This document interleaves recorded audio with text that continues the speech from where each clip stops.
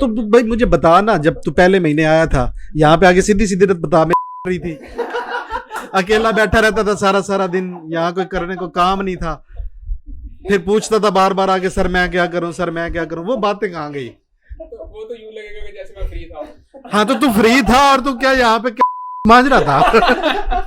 पहले तो ये बताओ कि जब हमने लैब शुरू की हमारे पास लैब में था क्या? सर वो पुराने गले छड़े केमिकल्स पड़े थे, पता नहीं कौन कौन से, नाम भी ऊपर नहीं लिखा हुआ था। बाबे हकीम वाले ना। बिल्कुल वैसे ही। R&D का काम शुरू कैसे किया? तू तो अनाड़ी था। मैं शुरू से लैब में मैं पहले गया मुल्तान क्या करने गए थे? वहां से मैं अपरेटिस लेके आया लैब का। आम लेने गए थे? मुल्तान में तो आम भी मिलते हैं। अपरेटिस लेने के लिए बताया किसने कि भाई वहां से मिलता है अपरेटिस? वो शाहिद साहब ने बताया। हाँ तो ये बातें बताते हुए मौत पड़ती है, हद होगी। एक बार नहीं कई बार हुआ था। इसको शर्म दिलाने के लिए मैंने खुद एक मर्तबा झाड़ू दिया था कि ये देखे, और इसको नहीं आई शर्म। होता है ना कि बंदा झाड़ू पकड़ लेता हाथ से, सर आप ना करें मैं नहीं। इसने वो बात नहीं की, इसने कहा बस ठीक है दे रहा था दे रहा, साहब होगा तो अपने घर होगा, मुझे क्या। पहली प्रोडक्ट क्या बनाई थी हमने? मॉइस्चराइजर। किसने कहा था? ये नहीं क्यों बनाने थे? मतलब मॉइस्चराइजर क्या तुक बनती है क्या? आपने कहा था कि जो बनाना है बनाओ, कुछ ना कुछ बनाओ जो। तो आपने मॉइस्चराइजर बना दिया। मैंने वसीम भाई को फोन किया, मैंने कहा तू मनूस है। मैंने कहा तेरे जाते ही मैंने कहा 500 पीस का। अच्छा वो मुझे क्या कह रहा अल्लाह दी कसम है बाऊ, मैंने पता है मैं गया तो कंपनी चल जाए। उन्हें पता था। फिर आपने कहा कि अब इंसानी खून लगाना चाहिए। फिर यहाँ इस अस्पताल में गया, कहते यहाँ पे तो कोई ऑपरेशन नहीं होता, यहाँ से तो नहीं मिल सकता। फिर वो नरीन निशात अस्पताल में गया, वो कहते जी ऐसे नहीं हम दे सकते, वो तो कपड़े जो हैं वो हम नीचे से उतार के वो लॉन्ड्री वाले को दे देते हैं और धुल के हमारे पास आ जाते हैं। तो फिर खून लगाया कैसे? यहाँ पे ना मुख्तलिफ लोगों की मुख्तलिफ थीरीज हैं। मिसाल के तौर पे अभी परसों एक बंदा मुझे कह रहा था कि शायद भाई मत ढूंढो कि कोई ईमानदार बंदा मिल जाए, बस ये ढूंढो कि कोई कम बेईमान मिल जाए।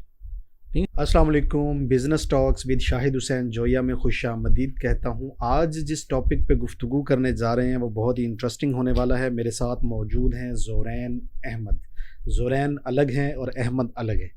दोनों केमिस्ट्री पढ़े हुए हैं और काम करते हैं कॉस्मेटिक्स का। बहुत ही अच्छे बच्चे। आज इनका तारुफ करवाने का मकसद ये है कि एक छोटे से बिज़नेस को स्टार्ट कैसे किया जाता है, उसके पीछे कितना टाइम तगोदो और बहुत सारी चीज़ें कैसे फंक्शनल होती हैं, ये सारी समझने की कोशिश करेंगे। और उम्मीद करता हूँ कि आपके जहनों में जो सवाल होंगे उन सारे सवालों के जवाब इस वीडियो में क्लियर होंगे। और अगर कुछ रह जाएँ तो आप कमेंट सेक्शन में लिखिएगा, इंशाल्लाह मैं आपके सवालों के जवाब अगली वीडियो में देने की कोशिश करूँगा। अस्सलाम वालेकुम। वालेकुम अस्सलाम व रहमतुल्लाह। कैसे हैं? अल्हम्दुलिल्लाह सर, आप कैसे हैं? अस्सलाम वालेकुम। आप कैसे हैं? ये बताइए कि आपकी क्वालिफिकेशन क्या है ज़ोरैन भाई? सर बीएस केमिस्ट्री है फ्रॉम बीजीयू मुल्तान। ये एमएससी के इक्वल होती है? जी एमएससी। और आपकी क्वालिफिकेशन? बीएस केमिस्ट्री है जीसीयूएफ फैसलाबाद। जीसीयूएफ क्या एब्रीविएशन किस चीज़ है? Government college university of Faisalabad. अच्छा ओके। अच्छा ये बताइए कि आप अपनी क्वालिफिकेशन मुकम्मल करने के बाद कहाँ कहाँ पे ट्राई कर चुके थे नौकरी के लिए जब मेरे पास आए उससे पहले? सर मैं स्कूल्स में पढ़ाता रहा, उससे पहले कॉलेज में पढ़ाता रहा। तो लास्ट में मेरी जॉब थी वो कॉलेज में थी, वहाँ से क्विट किया तो उसके बाद फिर आपके पास आया था। ओके। जब मेरे पास आए कब की बात है ये सर जनवरी 2022। जनवरी 2022 और अभी हम मार्च 2023 में हैं, मतलब जो है 14 महीने पहले। तो आप आए किस काम के लिए थे और मैंने लगा किस धंधे दिया है? सर मुझे बस किसी ने ना आपका नाम बोला। ओके। तो मैंने उस टाइम आपकी एक दो वीडियोस देखी थी, ज़्यादा नहीं देखी हुई थी। तो मुझे जॉब की ज़रूरत थी, मैं पहुंच गया। आप बेसिकली आए जॉब के लिए ही थे? हाँ जी, मैंने कहा शायद जॉब हो आपके पास। तो जॉब थी? आप बिल्कुल नहीं, मेरा ख्याल है जॉब नहीं थी। आपको ज़्यादा पता। आपको क्या लगता है? सर जॉब थी आपके पास, आपने मेरे ख्याल मुझे भी बुलाया था उस टाइम। उसी वक्त? उससे हाँ जी। अच्छा आपको बोला था? अच्छा। उस टाइम मैं भी मतलब बीएस केमिस्ट्री करके फ्री हुआ था। तो तब मैं जो है टीचिंग में कर रहा था, जॉब प्राइवेट स्कूल में पढ़ा रहा था। तो इसलिए फिर मैं जो है मैंने कहा नहीं फिलहाल मैं वहीं पे ठीक हूँ, फिर मैं यहाँ से कर। अच्छा। तो ये उन्हीं दिनों की बात है। तो आपको पहली जॉब क्या ऑफर की मैंने और क्या सैलरी उस वक्त आपको दी मैंने? सर पहली जॉब जो थी वो R&D की थी, फॉर्मुलेशन बनाने की, रिसर्च एंड डेवलपमेंट, और 15,000 आपने ऑफर किया था। 15,000 और आपने एक्सेप्ट किया? उस टाइम एक्सेप्ट कर लिया था, फिर नेक्स्ट डे ही मैंने बढ़ाने की बात भी की थी। अगले ही दिन, यानी पहले हाँ कर दी, ठीक है मैं जॉब करूँगा, अगले दिन बढ़ाने। आपका भाई उस्मान भाई भी तो आए थे साथ में? हाँ जी, हाँ जी। वो लेकिन चूंकि पढ़ रहे थे उस वक्त? हाँ जी, उस टाइम पढ़ रहे थे। लेकिन अब दोबारा अपने पास ही है? हाँ जी। अच्छा, ये बताइए कि आपने क्या क्या किया यहाँ पे, मतलब पिछले 14 महीनों में, डे 1 की बात अगर करें तो उस वक्त से लेके अब तक क्या क्या चीज़ें आप बना चुके हैं, किन किन चीज़ों पे काम कर चुके हैं? सर ब्यूटी क्रीम हमारी डेवलप है और लॉन्च भी कर चुके हैं हम। विटामिन सी सीरम लॉन्च कर चुके हैं। उसके अलावा लोशन बना चुके हैं। हील क्रैक क्रीम है, ब्यूटी सोप है, और इसके अलावा काफ़ी चीज़ें कॉस्मेटिक्स की। रिसेंटली फेस वॉश बना लिया हमने, जो कि अभी लॉन्च करने वाले हैं इंशाल्लाह। अच्छा, तो ये सारी प्रोडक्ट्स बनाने में, डेवलप करने में, रिसर्च करने पे कितना टाइम लग गया है? सर टाइम आपके सामने है, 14 महीने लगे हैं क्रीम को, और यानी काफ़ी टाइम लगता है। नहीं 14 महीने नहीं, गालबन हमने 4 महीने पहले लॉन्च कर दी हुई है। हाँ जी, अक्टूबर में हो गई थी, तो यानी 10 महीने लगे हमें एक प्रोडक्ट डेवलप करने में। लेकिन उसके साथ साथ बहुत सारी चीज़ें चलती रही, मसलन वो क्या क्या थी? उसके साथ मॉइस्चराइज़र वो तो मेरे ख्याल मैंने पहले वीक में ही बना लिया था, और वो जब बन गया तो मुझे बहुत खुशी हुई थी उस टाइम कि वो पहली प्रोडक्ट थी। तो क्या फीलिंग्स थी? मतलब बहुत अच्छा, यानी मैं पहले ऑयल था और वाटर था, उनको बनाया तो वो मिल्की सा वो मॉइस्चराइज़र बन गया।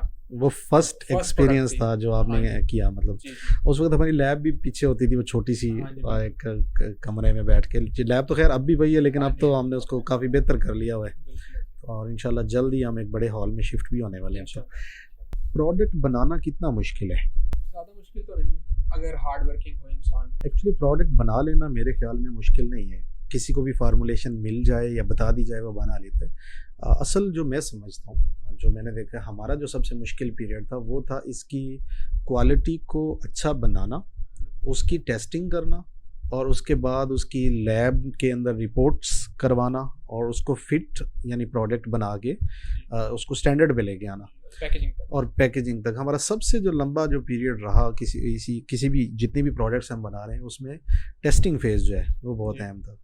कितने लोगों पे टेस्ट किए होंगे हमने वैसे? सर अनगिनत लोग, अनगिनत।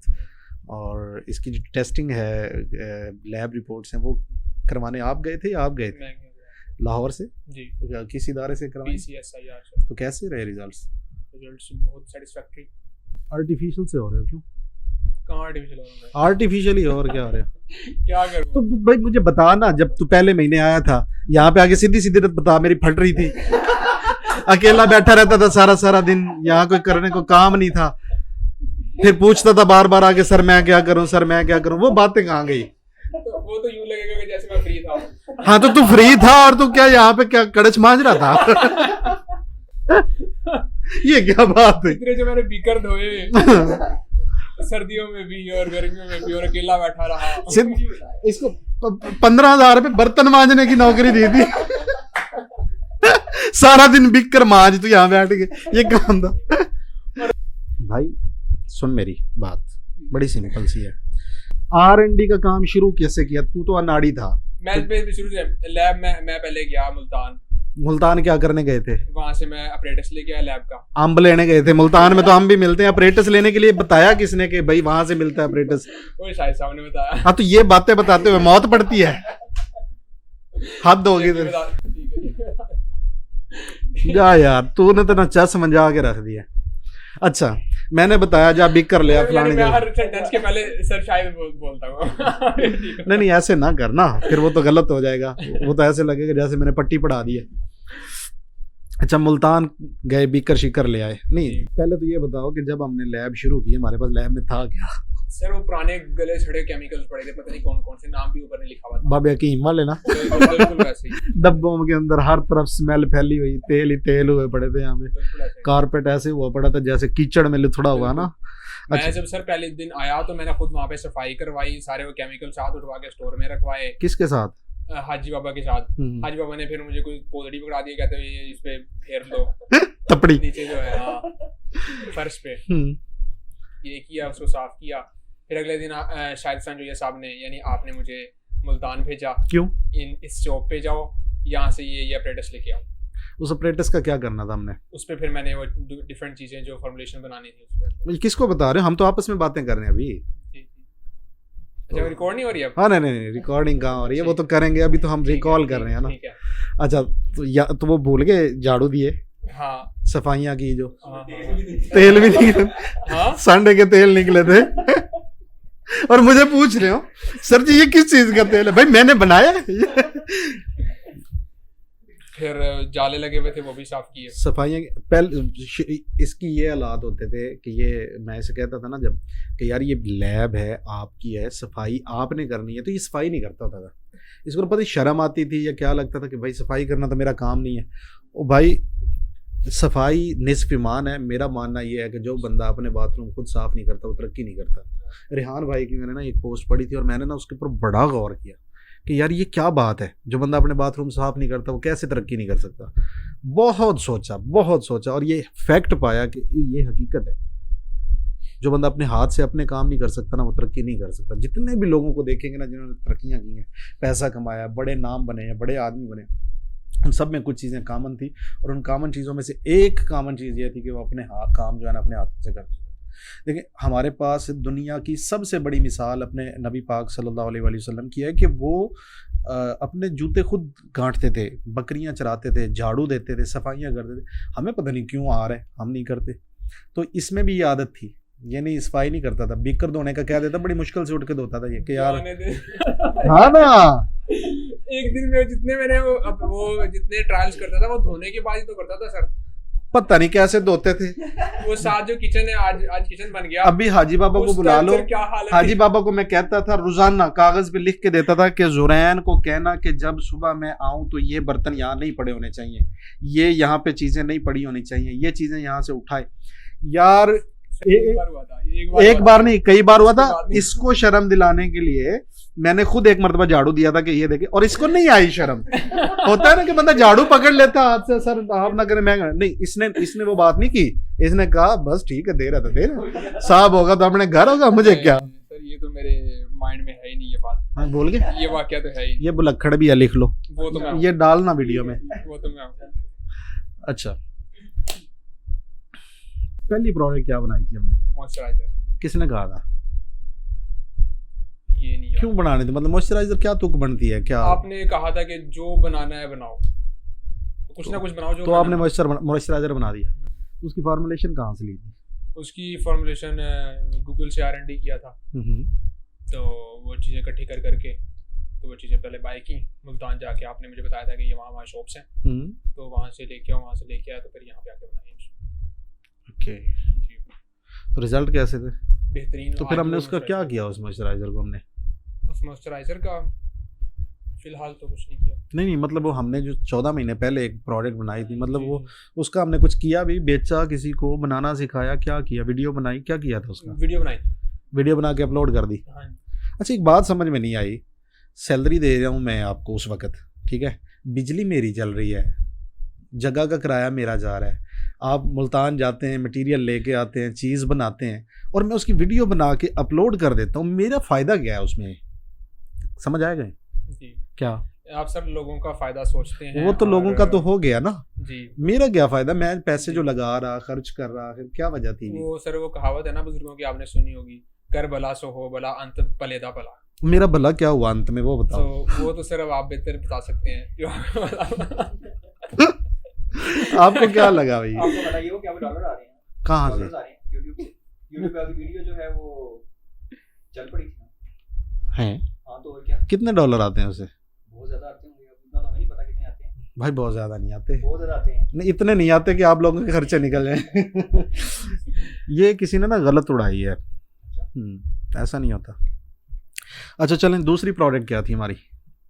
दूसरी प्रोडक्ट सर उसके साथ ही मैं सर्फ भी बना रहा था। Washing powder. जी वॉशिंग पाउडर। नहीं वो मैंने आपके जिम्मे लगाया था कि ऐसा वॉशिंग पाउडर बनाओ जो खुश्क भी हो, उसकी झाग का प्रॉब्लम भी ना हो, उसकी सफाई का प्रॉब्लम भी ना हो और कपड़े में चमक भी आए, कपड़ा डैमेज नहीं होना चाहिए जी।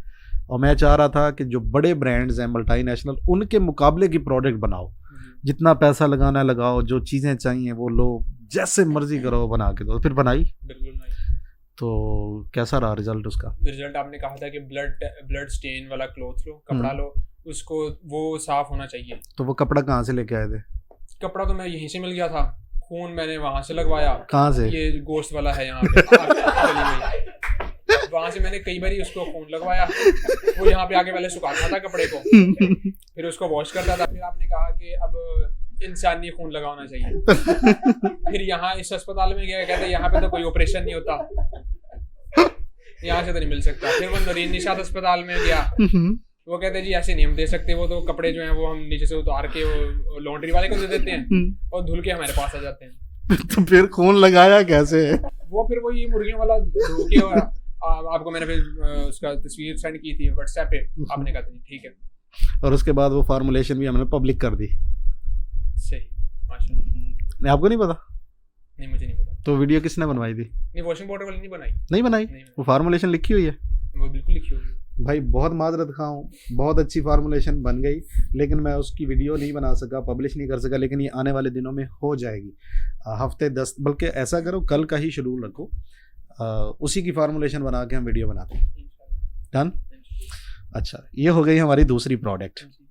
वो तनख्वाह बढ़ाने वाली बात कब आई थी, वो बताओ। वो आई थी जब बस कोई सर्कमस्टांस ऐसे बन गए थे कि मैं यहाँ से मेरा भी वो हो रहा था कि यार क्या है, क्या यार सारा दिन सरफ बना ली है, साबुन बना ली है, क्रीमें बना ली, जिंदगी झंड होके रह गई है। जी, आ रही है या नहीं आ रही वो इक्वल लग रही थी मुझे। यानी सैलरी, हाँ वो इक्वल लग रही थी।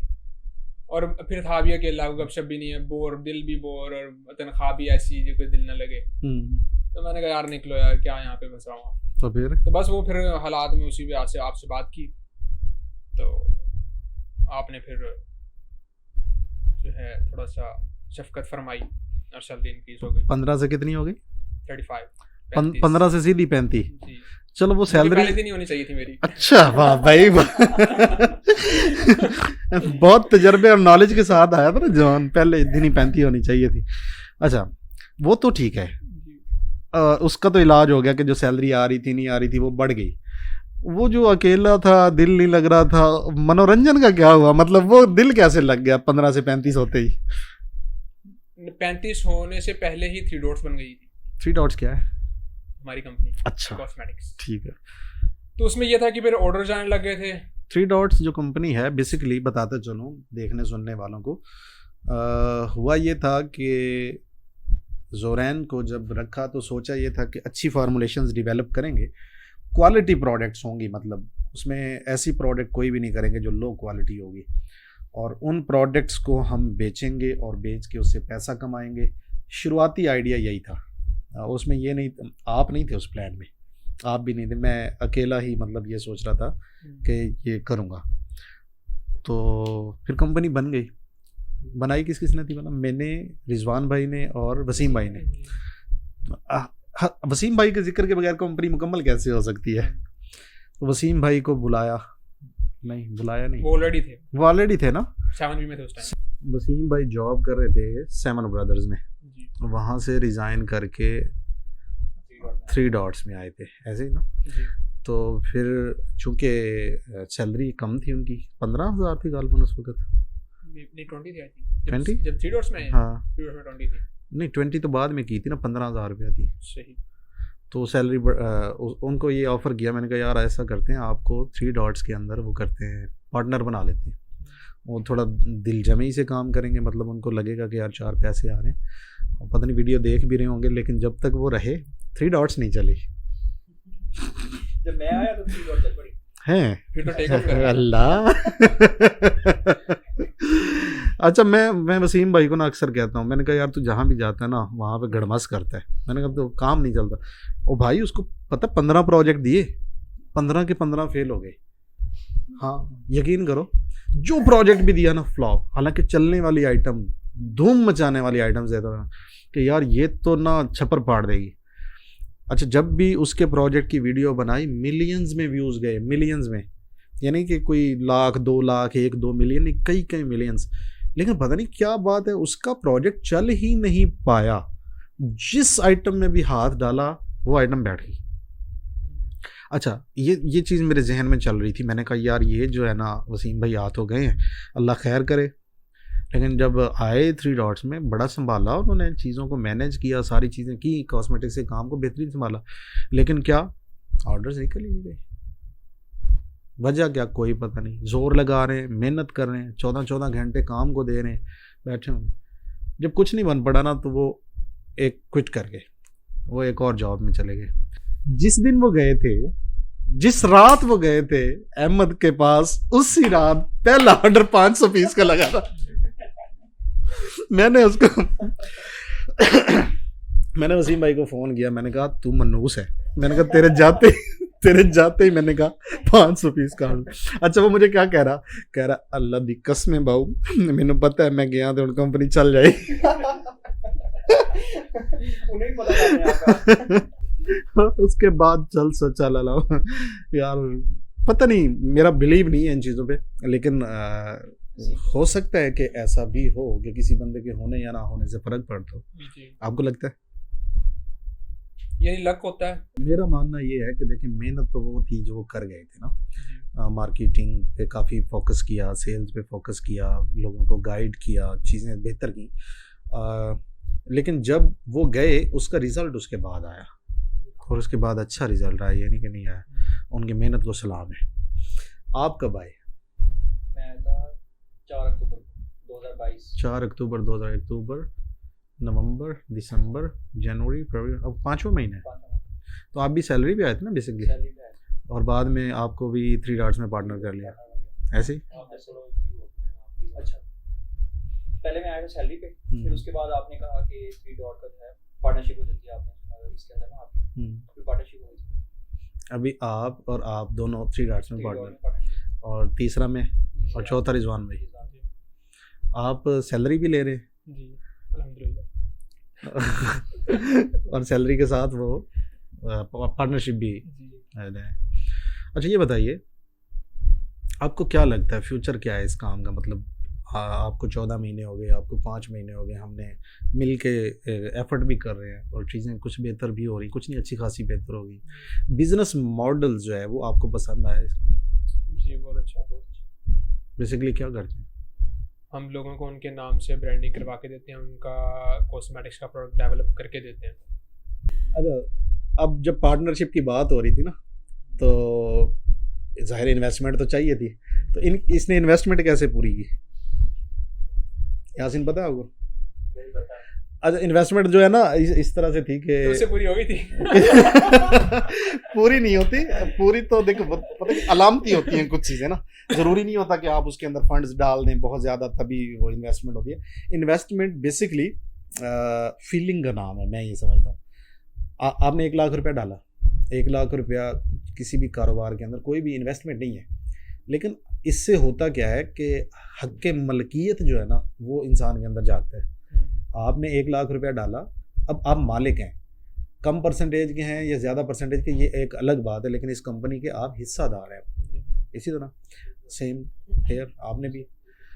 मुझे एक बात समझा, इसके पास तो पैसे नहीं थे, इसने कहा जनाब मैं अपनी सैलरी में एडजस्ट करवाऊंगा। तुझे क्या कीड़ा काटा हुआ था? तेरे पास तो पैसे थे, फिर तूने ऐसा क्यों किया कि मेरी भी सैलरी में एडजस्टमेंट करो? क्योंकि मैंने उस टाइम अपनी फीस पे करनी थी बीएड की। किसकी? बीएड। अभी बीएड भी साथ साथ चल रहा है। मैं अजीब पार्टनर नहीं हूँ कि मुझे इस बात का इल्म ही नहीं है। तो ये साथ साथ कोई और कारोबार ना चल रहा हो। तो मैंने इन्वेस्ट की थी उसमें, जितना मैं दे सका उतना मैंने की थी। मतलब जितनी हाफ आपके कर दी थी मैंने, तो हाफ भी मैंने कहा था वो सैलरी में मैं कटवाता रहूँगा। सर मैं तो लेट आया था, तो मैं ये पूछ रहा हूँ आप जो है B2B में क्यों गए? आपने क्यों चूज किया B2B? बेटे लेट आने की हमेशा सजा मिलती है, ये आपको सजा मिली है B2B।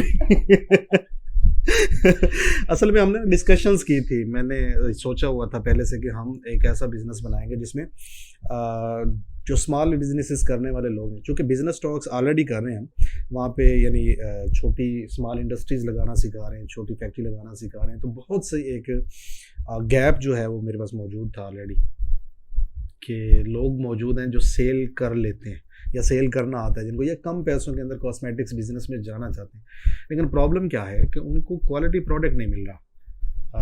या तो खुद से फार्मूलेशन बनाते हैं, वो ऑथेंटिक नहीं होती, ना तो वो उसको लैब टेस्ट कर सकते हैं, ना हर मर्तबा एक जैसी प्रोडक्ट बना सकते हैं। ऐसे लोगों को जब वो जाते हैं मार्केट के अंदर प्रोडक्ट ख़रीदने के लिए या रॉ मटेरियल्स लेने के लिए, तो उनको रॉ मटेरियल्स अच्छे नहीं मिलते, कभी एक जैसे मिल गए कभी ना मिले।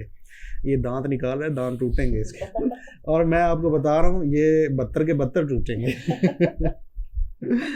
पूछो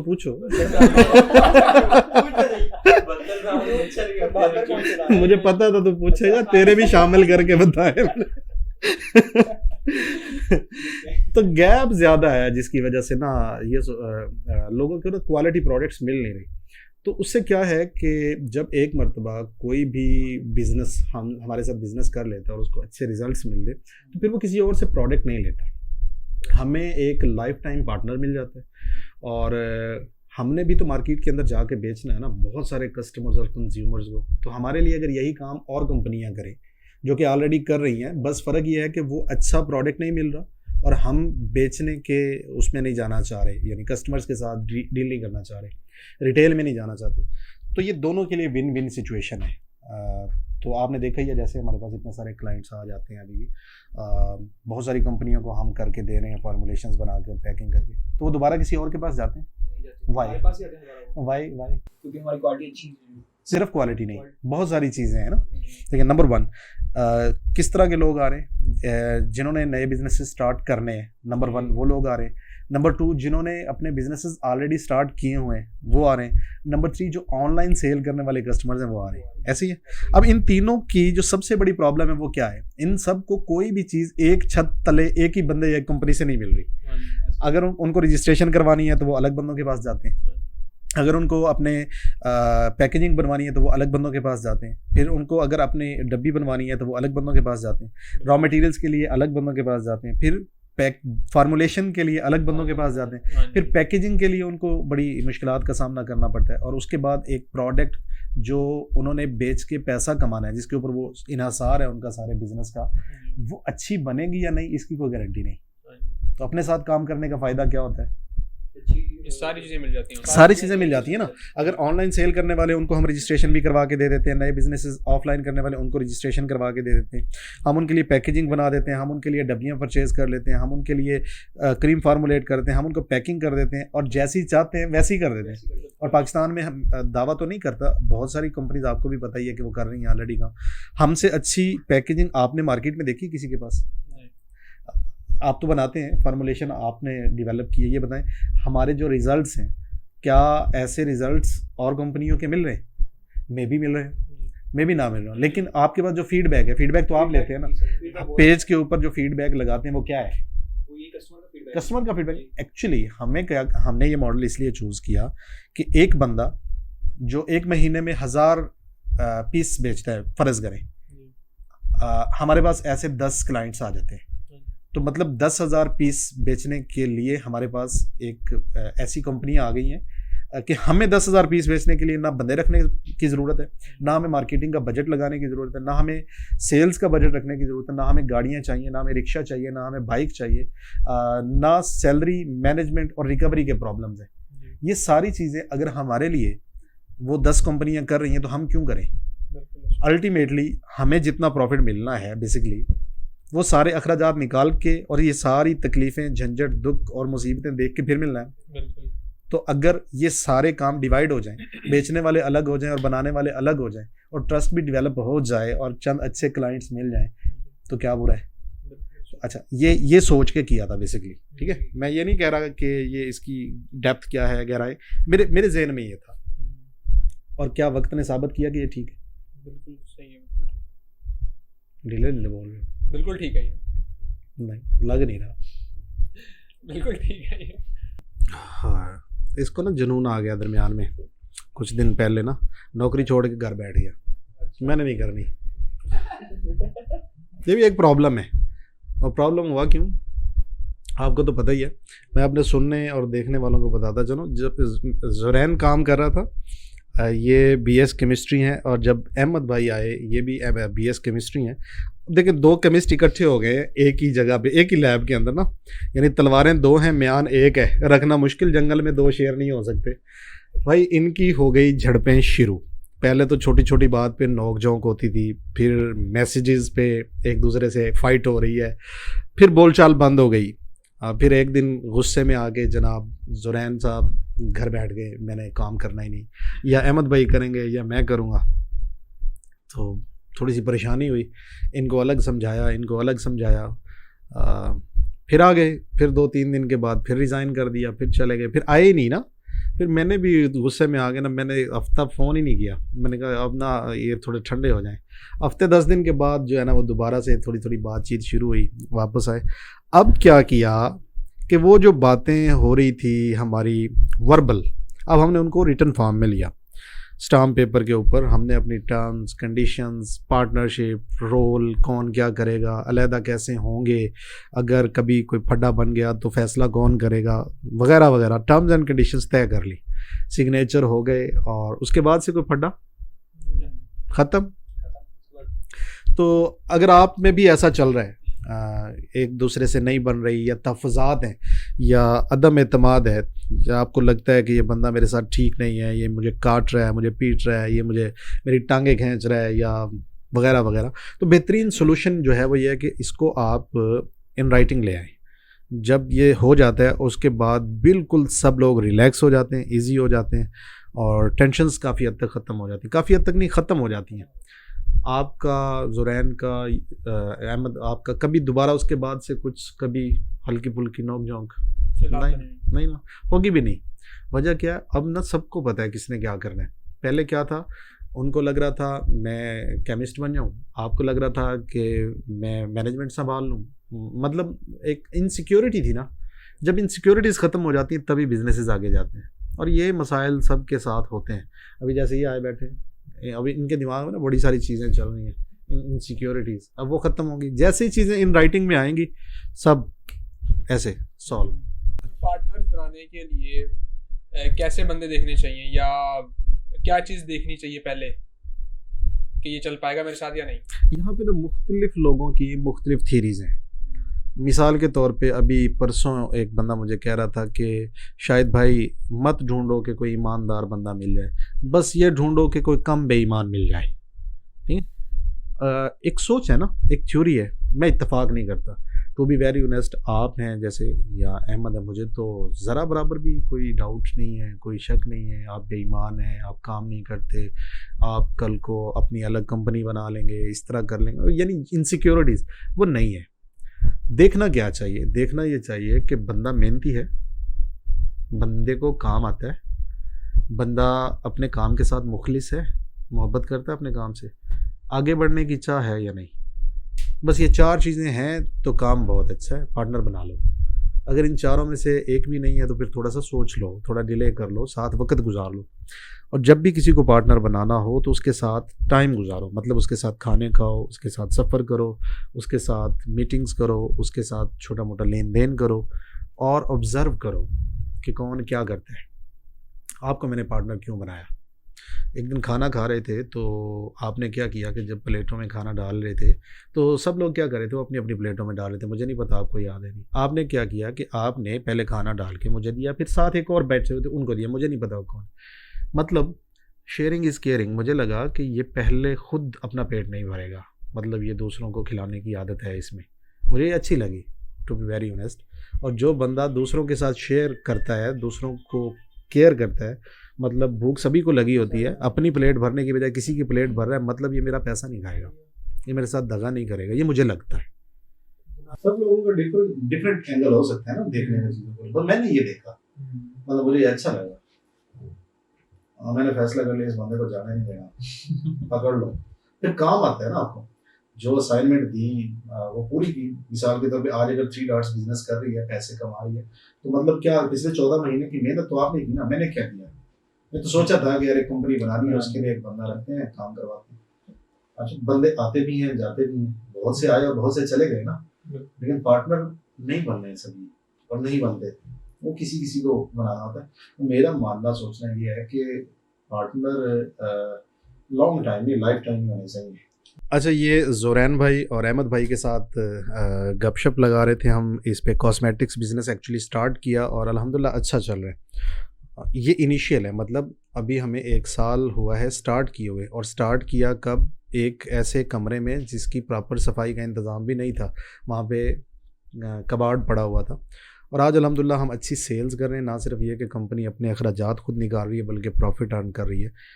1 साल की ये प्रोग्रेस है स्टार्ट से अब तक। इसके दरमियान बहुत सारे मामलात हुए, बहुत सारे गिले शिकवे, मेहनतें, आना जाना, अखराजात वगैरह वगैरह सो लगे रहे, हिम्मत नहीं हारी और ना इंशाल्लाह हारेंगे। हर 6 महीने बाद हम कोशिश करेंगे कि इस सीरीज़ को आगे बढ़ाएं।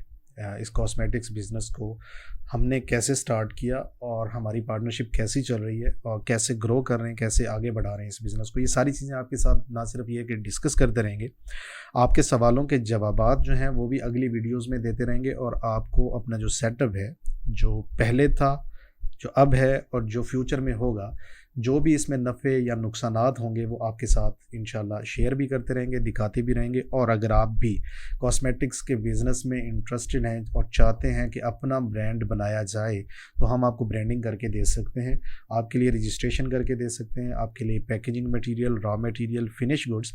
आपको सिर्फ पैसा खर्च करना है, सारी चीज़ें आपके डोर स्टेप तक जो है वो सुरैन भाई और अहमद भाई और हमारी कंपनी के जो दीगर स्टाफ है या होगा वो इंशाल्लाह मिल के मेहनत करते रहेंगे और आप तक अच्छी क्वालिटी प्रोडक्ट्स डिलीवर करते रहेंगे।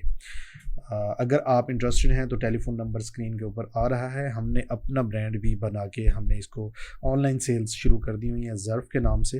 ज़र्फ़ में हमारा ब्यूटी सोप है और ब्यूटी क्रीम है, विटामिन सी सीरम है और ब्लैक हेयर शैम्पू है।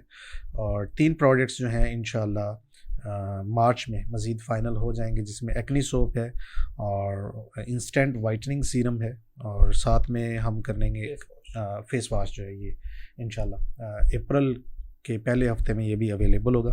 टेलीफोन नंबर स्क्रीन पे नज़र आ रहा है। अगर आप ट्राई करना चाहें, मंगवाना चाहें या ब्रांडिंग करवाना चाहें, आउटसोर्सिंग करवाना चाहें तो आप हमसे करवा सकते हैं। आज तक के लिए इतना ही। दुआ में याद रखिए, आपका दोस्त, आपका भाई शाहिद हुसैन जोया, साथ में ज़ुरैन भाई और अहमद भाई, रिजवान भाई को मिस कर रहे हैं। वस्सलाम, पाकिस्तान जिंदाबाद।